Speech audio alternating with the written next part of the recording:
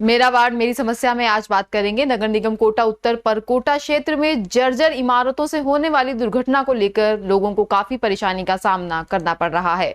नगर निगम कोटा उत्तर ward number 3 रेतवाली में लोगों के मुख्य मार्ग पर ही कई जर्जर इमारत से आए दिन पुराना प्लास्टर गिरता है। कभी भी कोई बड़ा हादसा हो सकता है। पूर्व में भी भटजी का घाट में पुराना मठ देर रात को गिर गया। लोगों का कहना है कि कई बार वार्ड पार्षद ने प्रशासन और नगर निगम को इनको लेकर शिकायत दर्ज करवाई है। घरों से बाहर निकलने में कई बार डर लगता है कि कहीं हादसा ना हो जाए। कई पुरानी इमारतों में तो बंदरों ने अपना घर बना लिया है। आगामी 17 सितंबर को परकोटा क्षेत्र से अनंत चतुर्दशी का जुलूस भी निकलने वाला है। इसको लेकर भी नगर निगम ने जर्जर इमारत को चिन्हित किया है।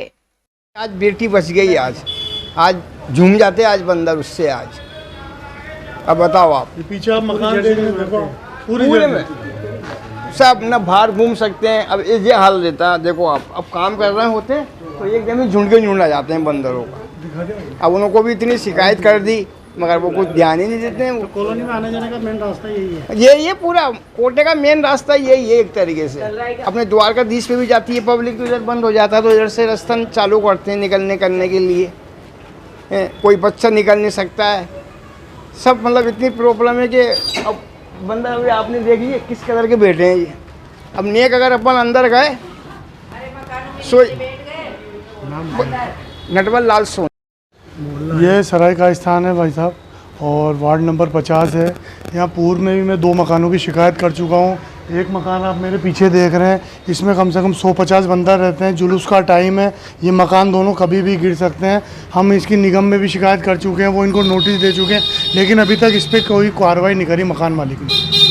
क्या होना चाहिए? ये होना चाहिए कि हमारा निस्तारण होना चाहिए कुछ ना कुछ।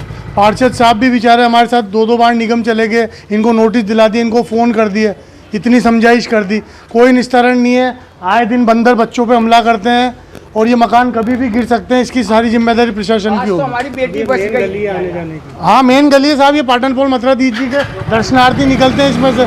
सुबह शाम कम से कम 200-500 दर्शनार्थी निकलते हैं। आज सवेरे अनंत चतुर्दशी का जुलूस है साहब।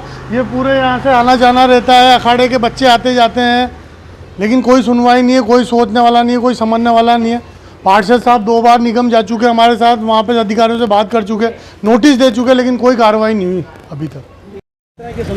पुराने कोटा में सबसे बड़ी समस्या जो मुंह बाएं खड़ी रहती है वो है जर्जर मकानों की। यहाँ पर परकोटे भी हैं और उस वजह से नगर निगम उनको बनाने की परमिशन भी नहीं दे पाती, क्योंकि राज्य सरकार का हाई कोर्ट का एक रूल है। अब ये समस्या हर बार जुलूस के टाइम पे आती है।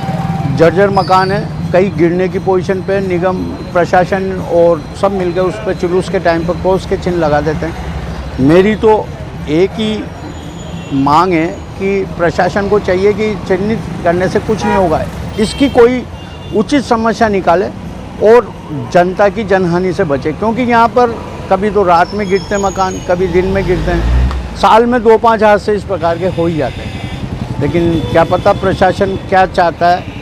मेरी प्रशासन से यही मांग है कि बारिश के दौरान किस तरह से रहता है? मतलब बारिश के दौरान इतनी बुरी हालत होती है कि जनता उस गली से निकलने के लिए 10 बार सोचती है कि कैसा ऐसा न हो ये मकान गिर जाए। न वहाँ सफाई कर्मी जाना चाहता, क्योंकि कभी भी कोई हादसा हो सकता है। तो इस बारे में तो प्रशासन को सोचना ही चाहिए। क्षेत्र में जो है जर्जर मकानों की समस्या काफ़ी लंबे समय से चली आ रही है और यहाँ पर पर्टिकुलर मेरे वार्ड में भी 5-7 मकान है, जिसके बारे में मैं निगम प्रशासन को भी अवगत करा चुका हूँ। तो जर्जर अवस्था, एक तो अभी कुछ समय पहले ही मठ है हमारे बड़जी घाट पर, वो गिर गया था। वो तो किस्मत बढ़िया थी कि रात में हुआ, नहीं तो दिन में जनानी हो सकती थी। रिहायशी गली थी वो, वहाँ से लोग बागों का आना जाना था। और अधिकतर परकोटे क्षेत्र में तो ये समस्या बनी हुई है लगातार, इस पर कठोर कार्रवाई भी नहीं होती। और दूसरी बात, राजस्थान हाई कोर्ट के रूलिंग के अनुसार परकोटा क्षेत्र में 100 मीटर के दायरे में निर्माण भी नहीं कराया जा सकता। तो उस कारण भी बहुत से मकान मालिक मजबूर है, जो निर्माण स्वीकृति वगैरह नहीं मिलती उस कारण से। तो ये है स्थिति। और अभी भी वर्तमान में भी काफ़ी मकान जर्जर अवस्था में। और अनंत चतुर्दशी का जुलूस मौके पर है और मेन रोड पर भी कई इमारतें आपको दिख जाएगी जो वास्तव में मतलब ऐसा है कि कभी कोई पब्लिक बैठती है करती है तो उसमें गिरने की और जनाने की भी संभावना है।